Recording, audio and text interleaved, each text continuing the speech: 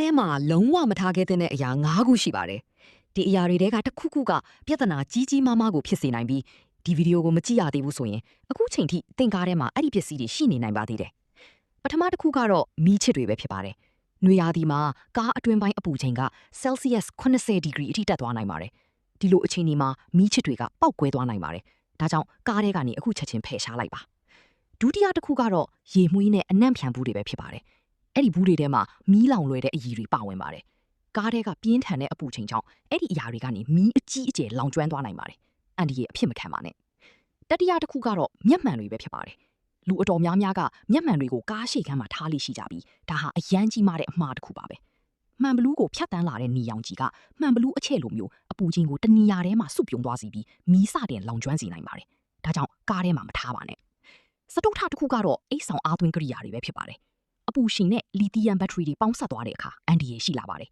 ။အဲ့ဒါတွေကအပူလုံးကဲတာဖောင်းကားလာတာဒါမှမဟုတ်ပောက်ကွဲတာမျိုးတော့ဖြစ်သွားနိုင်ပါတယ်။ဒါတွေကိုအချိန်တိုင်းကားထဲမှာမထားပဲဖယ်ရှားထားပါ။ကားမောင်းတတ်တဲ့တင့်တငယ်ချင်းတွေစီကိုဒီအကြောင်းအရာလေးတေချာပေါက်မျှဝေပေးလိုက်ပါ။